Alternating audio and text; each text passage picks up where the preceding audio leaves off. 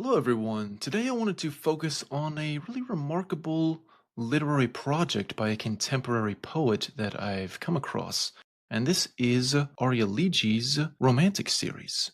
It's a 14-book series about romantic poets, some famous, others obscure. Each volume is a conversation with a different writer or cultural figure from the Romantic era and the orbit that they moved in. Arya Ligi has been working on this project for a very long time. It's basically her life's work. And so I wanted to just talk a little bit about it and focus on some of the poetry there. So this is a review of the series as a whole. I'm not going to be focusing on each individual volume in depth, which you could easily do. There's more than 2,000 pages of material here, so this is definitely an oeuvre to be studied. But what I want to do is just choose one poem from each volume that I think is somewhat representative of the whole and just analyze it in that way. Admittedly, this is a reductive approach which doesn't do justice to the project. Each volume is basically a biography in verse of the central figure in question, along with many of the other people who were in that poet's life. So let's dive in, shall we? The first volume is Hymn to Equity, Poems for William Wordsworth. So this book responds to Wordsworth's focus on ordinary life, memory, nature. Now the title, Equity, is a reference to Wordsworth's early life as a revolutionary when he was in France, when he was writing his early poetry. And the poet does argue that this is an ideal to aspire to. However, she also does present a balanced view of Wordsworth's life over the course of his very long career, which shifted more towards conservatism towards the end, and he was kind of spurned by contemporaries like, Robert Browning, who thought that he had betrayed his ideals. But Ligi focuses on the whole of his life, and she also focuses on the women in his life, who often came to bad ends. Wordsworth had a very long life and a very tragic one. He lost almost everyone who was dear to him. And there are a number of poems that take a sympathetic look at these forgotten people from history. So let's just have a look at the title poem in the collection, Hymn to Equity. Between blood and pen lives men. O equity, that oft sought white, scintillating, singing through prophetic colloquies. Verse, that stately choir. Equity, she sits atop a spire, shifting, tottering on the saber's nib, daring to bisect us if we move. O dainty, heavenly, moral affectation, let us not fall into the ether through abominations. So the poem here personifies equity as something precarious and sharp, poised between violence, blood, saber, and writing, pen, nib. We do have a strong opening line here. Between blood and pen lives men. The poem argues that fairness is delicate. One wrong move and it bisects us. The voice mixes prayer, the O, with a warning, and the main tension is between these two tools, the sword and the pen. And so just a note on Ligi's style here. You'll notice here that she does employ rhyme, but not consistently in a set stanzaic form. And she will employ a lot of slant rhyme or near rhyme throughout this volume, throughout her work in general. It does make for a delightful effect when you come across the rhymes without falling into a predictable pattern. Now, I would say that the pitfall of this style, because I know another poet who does this, an epic poet named Joseph Sale, the pitfall of this style could be that because it's not predictable, there are times when I'll come across a slant rhyme and I'll say to myself, did she intend this slant rhyme or is it just accidental? I mean, when it's a perfect rhyme, you can be pretty certain that it's deliberate, but because there are varying degrees of near rhyme, ranging from near rhyme to far near rhyme, your consonant rhymes, your I rhymes, your half rhymes, on rare occasions, I do question how intentional that oral effect is. Although that's not the case here, we have one perfect rhyming pair and then a near rhyming pair in the final couplet. So if we move on to volume 2, commemorating life, poems for Samuel Taylor Coleridge. Coleridge is one of these poets who had this life that has become kind of like the stereotype almost of the romantic artist. He had this very tumultuous life. And so, because his life was a very turbulent one full of drug abuse, there is a lot of weather imagery that we come across here in this volume, which is apt. Coleridge's work moves between high vision and a kind of more ordinary doubt, and this book places him at that kind of intersection, watches how a mind handles intensity and recovery. So if we look at Night Storms, which is an early poem in the piece, and also the title of the first section of the book. Tremors shook me, night consumed me, under the sweat and tear-torn sheets. In the e'en blank opaque rage, hideous distortions arrayed, muzzy fears, ne'er to be allayed.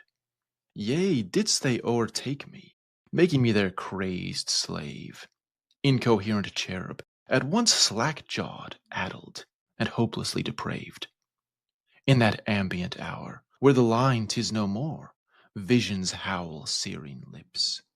Black-crusted omens cursing me, nostalgic hobos, their eerie apocalyptic strange shrieking, heard rattling e'en draymen's ears. 'Tis this a phantom's delusive cry, 'neath cambric threads dressing life. Bed, the truth doth oft reside. So if we look at the bottom of the poem, we see that there is a footnote here about how Coleridge had night terrors throughout his life, in which he would see monsters chasing him and wake soaked in sweat and screaming in horror. And one thing I like about these volumes is their scholarly approach. Each volume has an introduction placing the figure in their context, and poems are often accompanied by footnotes that explain some aspect of the poet's biography. And here I need to stop and say a word on Lige's literary voice. You probably noticed it when I was reading that her style is this unique blend of the modern and the traditional. She will mix archaisms, tis, or, ne'er, with more modern turns of phrase. And it can be jarring sometimes, which is intentional. Usually you will encounter archaic diction in the work of amateur poets who are trying to imitate Shakespeare, but they don't really know what they're doing. Now she's able to get away with the archaic language because her subjects are historical ones. These are people who lived, 200 years ago. And so you get language that feels ceremonial, but still alive, a bit like a period drama with a present-day heartbeat, if that makes sense. So here in this poem, we have a few archaisms mixed with that unusual word towards the end. Cambric threads. Her use of unusual diction is tightly controlled. She doesn't throw a lot of obscure words around all over the place. Once or twice in a poem is enough to get the sense across. Coming to volume 3, we have Orphaned Sparrow, poems for Dorothy Wordsworth, the sister of William Wordsworth and also a poet, albeit not as famous as her brother. Dorothy kept journals throughout her life, and she documented her daily life with great precision. And so this book treats that record as a serious work rather than just a background. There's a lot of attention to ordinary life and household tasks here. Repair, cleaning, keeping track of objects. These are shown as forms of care and memory. And we can see this if we look at Torn Trousseau. 6 years and no more, we dwelt in that bliss. Wrapped treasures dandling, tucked, and sweetly trussed. Pilgrim sure, riding grandly in our cribs, then a stiff northeaster wither shins, blue, callous, callow, hollow bells, felled our nestled berth. Out from splendorous quilts laced in lilies, and Susan's gay limbs, the darkened eye popped. A tear bidding childhood's feverish fears, that I, in my cambric soft threads, 'twas sate, out as a foundling away from the veil, filial feathers, strange tuneful musing, 'twas not the same, a funeral for them. For the awning, vines sown as foliage, round porticos I, a waif in mourning. And here we have another footnote that puts this poem in context. We see Dorothy's mother died when she was 6, and her father died 3 years later. So their familial bliss, when they were all together, consisted of only 6 years, and Dorothy was separated from her brothers for 9 years. So this is one of the first poems in the book, and it sets the tone. There's a focus on these mundane tasks, and as the footnote tells us, the tragedies of daily life that were so common back then, involving death and separation. So here we have a few more unusual words than last time. We encounter this cambric again, and then there's dandelion, and then withershins. And here we notice that the stanzas and line lengths are a bit more regular, more standard, though not entirely. So I'm a metricist, and I have kind of the same feeling about doing meter inconsistently as I do about inconsistent rhyme. So if you notice, one of the lines is, out as a foundling away from the veil. Now that is actually perfectly dactylic, but there are no other dactylic lines, which leads me to ask, were the dactyls accidental or no? Because there's no predictable scheme, I am left wondering. Although it is a marvelous line. Great descriptions, splendorous quilts laced in lilies, those alliterations of L's and that mix of the Latinate and Saxon diction that makes the English language so unique. And so in volume 4, Escape from the Nether Pit, we again have another female figure represented, and that is Mary Shelley, a famous novelist rather than a famous poet.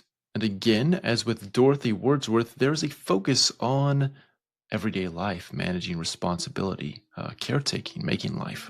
And so let's turn to one of the poems in the middle of this volume, and that is Implications Acknowledged. Unacknowledged, this blackening stain ran as poison through our veins and kissed the lips of Providence.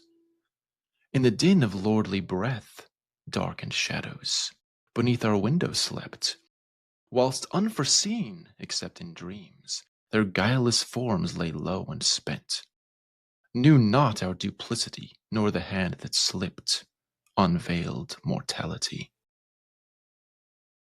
And if we notice here the effect of the caesuras, the pauses in the middle of the lines, and the internal rhymes with unforeseen, dreams, duplicity, mortality, breath, slept, also slept and spent at the end of the line, and then stain and veins. So you have some near rhymes at the end, but then also the internal rhymes interacting with the end rhymes. And again, this mix of the modern and traditional, you have this blending of the mundane with the sublime, which accurately reflects, I think, the subject matter. Because, we have these romantic figures that are often very heroicized, right? I mean, they're presented as these larger than life figures, and yet here we're just seeing their mundane everyday lives and the tragedies that often belie that larger than life image, but then also curiously feed it at the same time. Because the whole, live fast, die young philosophy does get kind of blown out of proportion. And we see that here for what it is. It's just very sad. So let's look at bygone days. Glorious roads have I tread, beset over syllables and the breadth of your being. O Shelley among the sea, cast as you are far from me, my feet which softly went to our Genoa, now no more to know that dulcet timbre of the play, nor your sweet voice drifting darkly off the page. So no footnote for this one, and we just have a short one stanza poem with short lines, and just the one perfect rhyme there, see with me, in the middle. And really we just have an elegy to Percy Shelley here. The speaker is remembering travel, the glorious roads I have tread, and a specific place, Genoa, contrasting those living memories with an absence that's now filled by the text. That sweet voice drifting darkly off the page. You have two kinds of presence here, the embodied, the roads and the feet and the sea, and then the textual, the syllables and the page. So it's a direct and private tone, less of a monument, Ozymandias, more of a letter. So in volume 5, Sweeter Than Honey, poems for Percy Bysshe Shelley, we come to Mary's husband. And Shelley, of course, is, one of these live fast, die young guys. And this book really respects that energy while at the same time asking what it costs. The book treats Shelley as both a public voice of reform, free thought, anti-hierarchy, etc., and a private one we see as love, friendships, illnesses. And we see that Shelley's ideals show up in his daily choices as much as his published manifestos. The author's note frames that intent directly. We see that after Shelley's death, it was really Mary Shelley's editorial labor that kept the work alive. The book is a sequence of mostly short lyrics grouped by phases of Shelley's life. So early pieces track his school, his class pressure at Eton. Midsection turns to Ireland and pamphleteering. Then we have the love poems, more centered on Mary. And then public poems that deal with specific events like Peterloo. Later sections return to sea work, illness, elegy.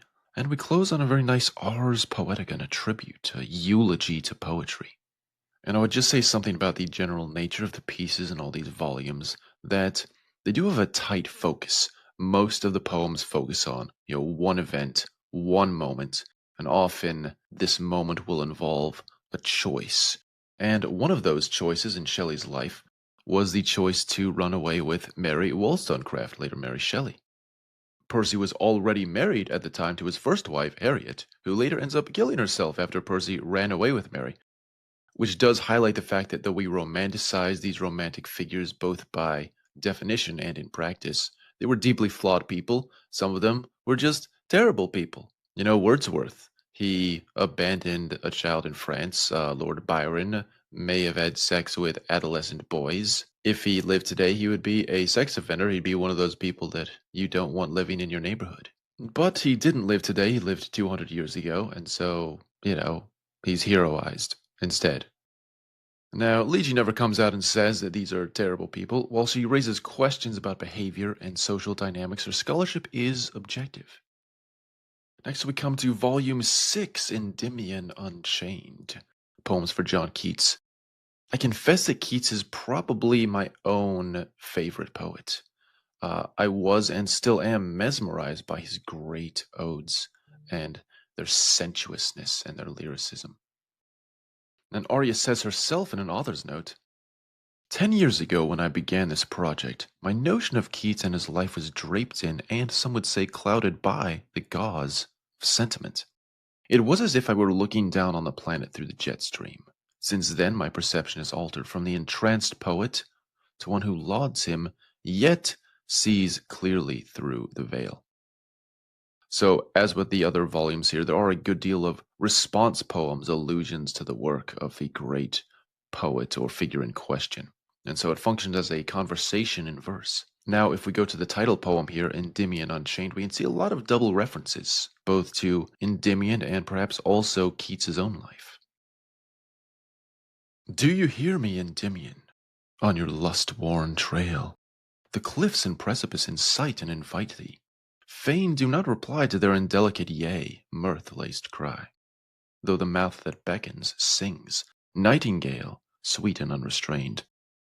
Ignoble falsities cursed in gathered puerile chains, chains of ill repute, chains to leave you destitute, pouring forth in a quick, tinctured, maddening scourge. O Endymion, cloak your eyes, wee Cerisius' curled waif, whose touches not regale, nor of the angel's nimbus-hewn pate. Keen your gaze towards the least revealed, but open to one.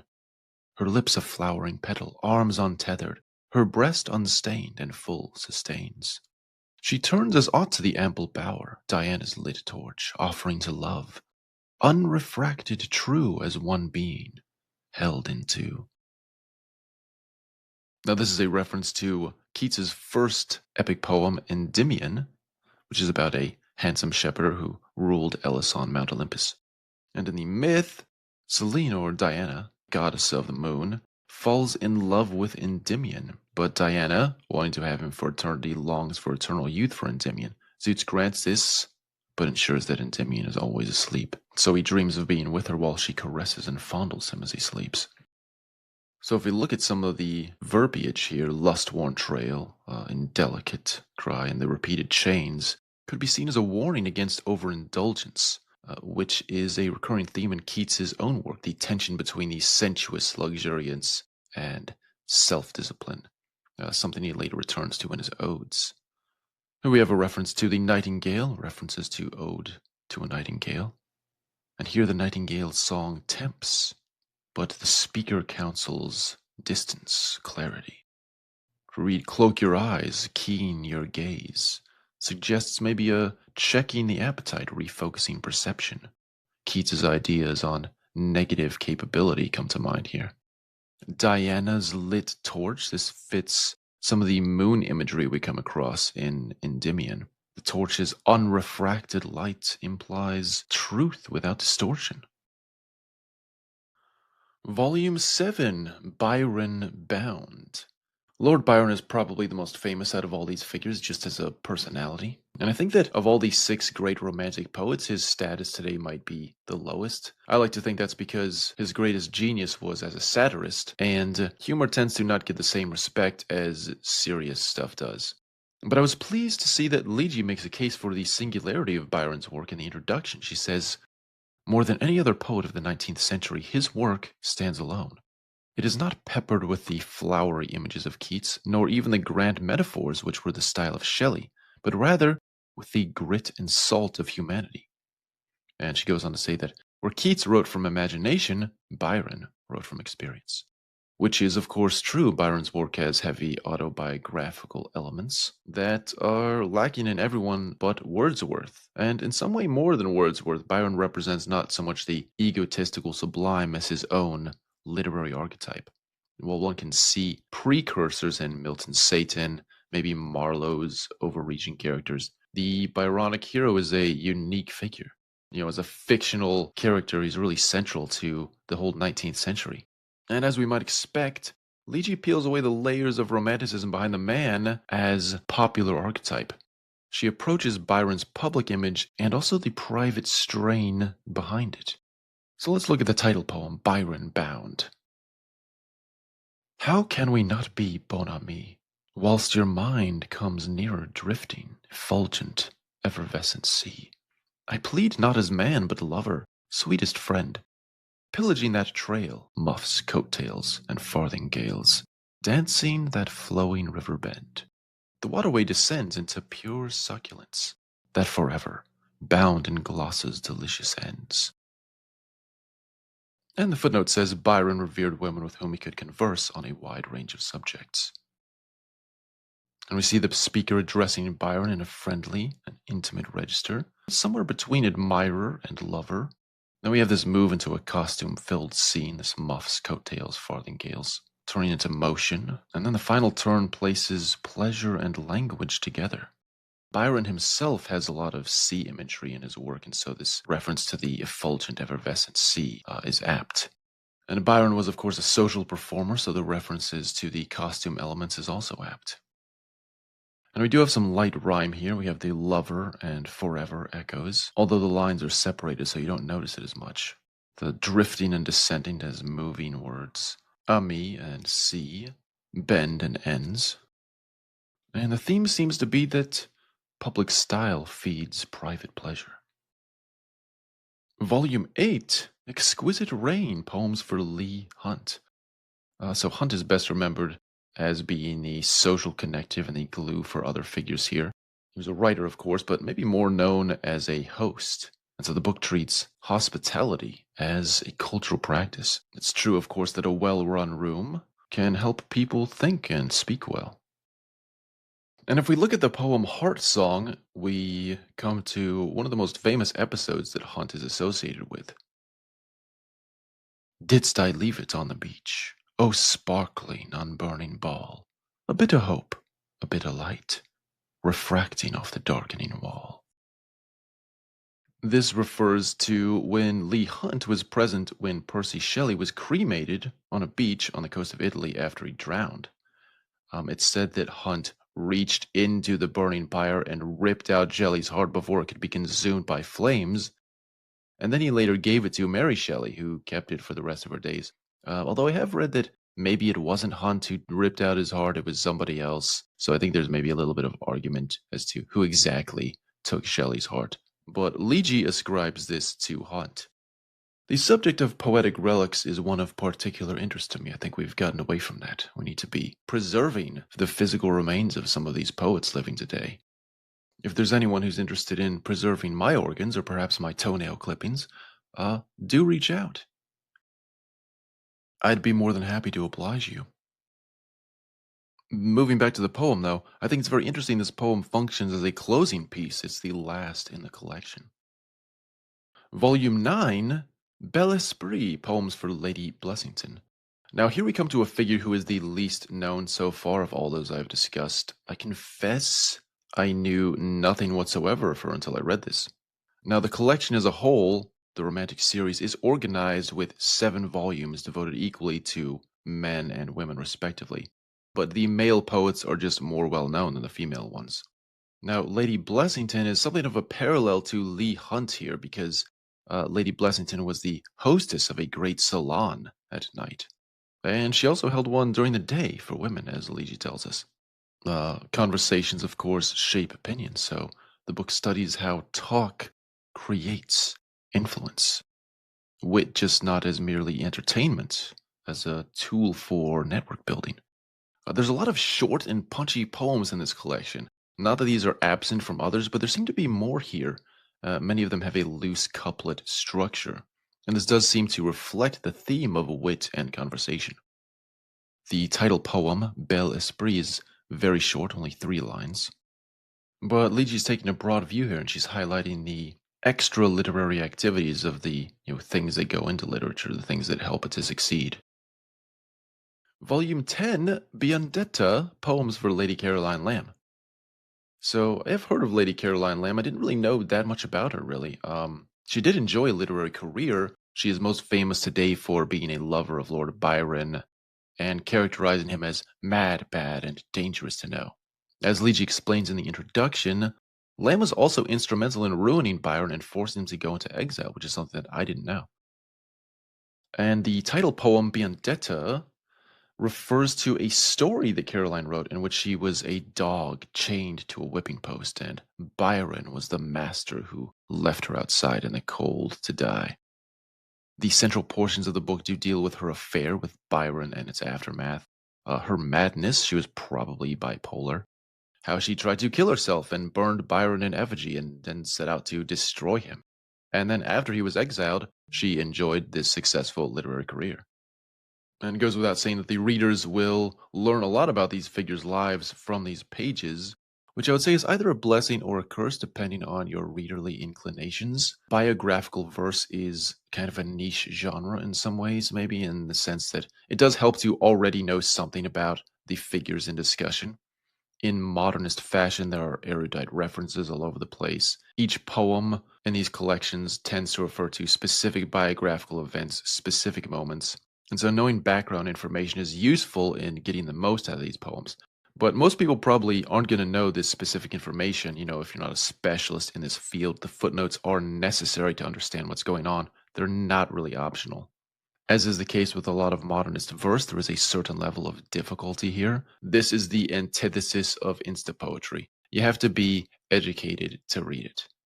So I often found myself reading the poem, then reading the footnote, then going back to read the poem again in light of that information, and just seeing how she deals with those references.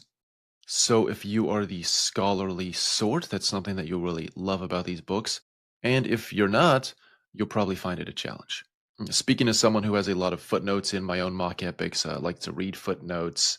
I have received reviews to the effect that, if the footnotes weren't there, I wouldn't know what's going on. I'm no stranger to the fact that most people, as Tolkien once said, they want to eat the soup, but they don't want to know what ingredients are in it. That is, they want to savor the story on a subconscious level. They want to be entertained. They don't really want to have to think about the mechanics of structure.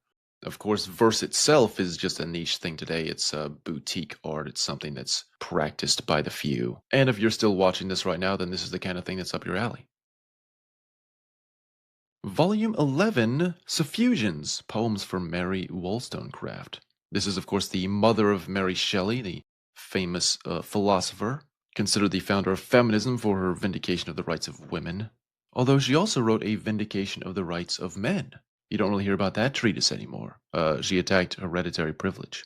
I have often wondered what these early proto-feminists would think about later manifestations of their movement if they were resurrected today.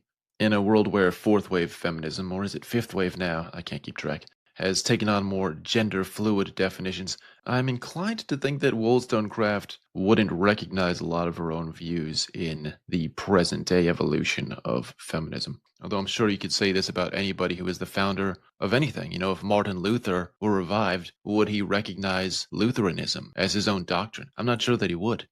But I digress. This collection runs to more than 300 pages, making it twice the length of most other volumes in this collection, so this is clearly a subject close to Leegie's heart. And Wollstonecraft was not just some kind of theoretical philosopher. She united argument with daily life. So the book treats thought as something you can use. It's not just a desk hobby. That principles should be visible in ordinary choices. Now, there's a short poem in here called Attic King, which is not a poem that is necessarily representative of the collection or central to it, but is just another one of these very interesting moments in the life of the poet or the figure. In a hackney coach he was then, a lone purveyor of his countrymen, not haughty, nay, not contrite, but a man no less. And then, out the light. And as we read here, this is a reference to the execution of Louis XVI when he was taken to the guillotine. Mary was in Paris at the time and watched this scene happen from a window. And even though she's a person who is, against aristocracy, for republicanism, she still pitied Louis and identified with his loneliness. Volume 12, Heresy's Girl, Poems for Mary Robinson. Here we come to another figure that I was wholly ignorant of. Mary Robinson, a very interesting woman. As Leegee tells us, she wrote her first volume of poetry while living with her husband in debtor's prison. In the poem The Fleet Inn, Leegee treats us to a scene where her husband is dallying with prostitutes in the cell adjacent to hers while she is caring for their young daughter. Despite these difficult times, Robinson did achieve fame for her verse, her novels, her acting on the stage. She became a celebrity. Leegee tells us she was dubbed the English Sappho due to her prolific poetry, which was insightful, and Coleridge actually praised it for ushering in new metrical forms. Now, as the title Heresy's Girl suggests, she led a very unorthodox life. Poems range from struggling to write for money, fearing she had consumption, and getting thrown in debtor's prison again, after some noblemen who were supposed to be paying her annuities just didn't pay her, and she couldn't pay her debts. So a tribute to a remarkable figure of the times. Volume 13, we have Poeen or Powine? I don't really know how to pronounce that. Poems for William Blake. Now, William Blake, of course, needs no introduction. He's one of the great visionaries in literary history and art history. This volume is also very long. It's more than 300 pages. Although, unlike in the Wollstonecraft volume, which has just a lot of poems, this volume alternates between his poetry and his visual artwork. And while there are illustrations, there is artwork in the other volumes, there's just a lot more here. So the book is different from the others in that there is a lot of ekphrastic poetry, poems that describe paintings or artworks. And we encounter some Blakean-style verse here. Has the muse gone to sleep? Doth her harp slowly weep? We encounter poems about Blake's vision, his struggle with obscurity, the perception by many of his peers that he was insane. And as in other volumes, we still pierce the veil of the romantic aura here, but I feel like this volume was much less focused on the mundane reality that poets face and much more focused on vision and ideas. Though that's probably because maybe it's better to say that Blake's reality was his vision, that there was really just nothing mundane about the man at all. Now, Leegee does poeticize my favorite anecdote about Blake, which is that he liked to walk around naked in his garden and that visiting friends stumbled upon him like this on at least one occasion. And prelapsarian mean, she says, in the garden we be, Adam and Eve, unsheathed. Guileless forms darken and flower, neath blades, arrest and toil, innocence grave. And then we come to the final volume here, volume 14, Des Chiron, Poems for the Blue Stocking Women. This was another subject that was interesting to learn about. This book is fairly long because it's more of a miscellany. It's not about one, it's about several figures. Anne Radcliffe, Charlotte Smith, Lady Morgan, Fanny Burney, Letitia Elizabeth Landon, and Madame de Staël. I was only previously familiar with about half of these figures. And if I could mention a note on style here, there's a skillful deployment of recurring imagery in this volume featuring veils, doors, quills, chains, stones, the sea. These things are not decorative. Veils and doors tend to mark access or denial in the sexual sense, privacy or autonomy. Quills and ink symbolize agency. Chains and even surgery-related words, clamped, chomped, bit, harnessed, revolve around social pressure and constraint. The sea is a symbol of danger, stones of steadiness or reliance. I'd also note here, building on what I said earlier about Liji's rhyming style, there I said, it's not predictable, but the rhymes do often occur when the speaker is closing a claim, and the couplet-like endings are, not mere flowery decoration, but they often serve as thesis beats to emphasize the theme or idea of the poem. So that is the series. Liji is one of not very many modern poets who straddles this modern and traditional divide. The poems are free versy, more accentual than metrical, but not always. There's often a skeleton of iambic meter. There are some lines that scan perfectly. There's also some lines you encounter that would scan perfectly if words were spelled in a normal way, but Liji will throw in dialect spelling or contraction to upset that expectation, throwing the beat off slightly in the middle of a line. So Liji is skilled in both of these styles, the metrical and the free verse, which is something that most free verse poets are not. They can't do it because they have no training in writing metrical verse. One observation I have is that people who tend more towards the traditionalist camp will likely see this project as too modernist, while people who tend towards the modern camp, the free verse stuff, will probably see it as too traditional in certain respects, at least in terms of style, if not politics. And just a note on politics, I don't want to get into this too much, but it is interesting to note, and that is because the Romantics were formalists writing before the advent of free verse, and because formalism is more associated with conservatism today, often the Romantic poets will be claimed by conservatives for reasons of style, when really they weren't like that in their own day. I think they also may get slotted into this category because they were just dead white guys, dead European males who weren't diverse, at least in the most famous cases, the men. This is ironic because although Wordsworth and Coleridge did gravitate towards conservatism later in life, in their early life, they were very taken with radical idealism. Certainly Blake and Shelley were very radical. Byron supported radical liberal causes. Wollstonecraft, obviously very liberal. Her husband, William Godwin, Mary Shelley's father, was also the father of anarchism and advocated for a pantisocracy, which sounds kind of like a utopia where people don't wear pants, but no, the word actually refers to, it means government by all or something like that. So it's a term that means radical democracy, basically. So English Romanticism was, on the whole, a very radical movement, and it's very different in that regard from French Romanticism, whose founder, Chateaubriand, was a conservative. But Arya Liji is definitely following in the footsteps of her English Romantic forebears in terms of her liberal worldview. And in this respect, she is more of a romantic in a lot of ways than someone like myself who writes romantic style verse but doesn't actually truck with the worldviews of those who originally pioneered that style. But I am an artist above all things, so I can recognize the merits of a fellow artist even where I disagree with their work at times. Though it has to be said that Wordsworth, who witnessed the French Revolution and its excesses, came to believe later in life that his early radical principles had been naive. He had a wake-up call. And I wish more leftist artists would also have this wake-up call. Most of them are privileged, overeducated people who just don't know how good they've had it growing up in the prosperous capitalist West that invented modern medicine and basically everything else worth having in the modern world. So I question the degree to which you can appropriate the political ideals of the past, which were very new and revolutionary at that time. Nobody was saying what William Godwin was saying. Nobody was saying what Mary Wollstonecraft was saying then. We've been living in the shadow of the Romantic tradition for 200 years now, and I would argue that some of those ideals that have become widespread just aren't good.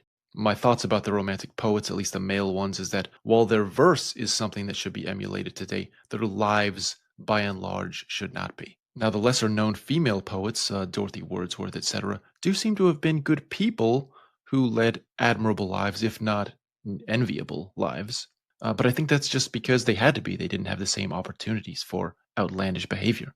Now, there is a way that Liegi is less in the Romantic tradition, in the sense that Wordsworth and Coleridge's whole poetic revolution that they expound in lyrical ballads is to speak in the language of men.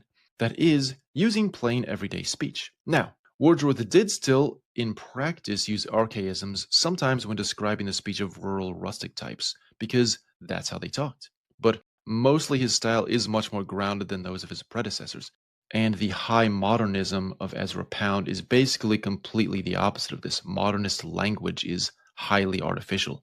And in this vein, Liege's poetical constructions are not anything somebody would actually say. So, although her work is peppered with archaisms of people who talked that way during that time, the modernist influence, I think, does contrast with the romantic principle to speak in the language of men. Now, speaking in the language of men or women or regular people has mostly been taken too far today, I think.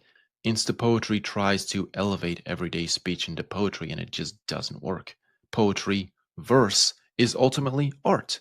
The best words in the best order, as Coleridge put it. So I don't think artificiality in poetry is bad. I think there needs to be a certain amount of this. And despite my honest disagreements with Liegi regarding politics, I do think that her oeuvre here is a remarkable accomplishment, a remarkable feat of scholarship, especially in her focus on the more obscure historical figures.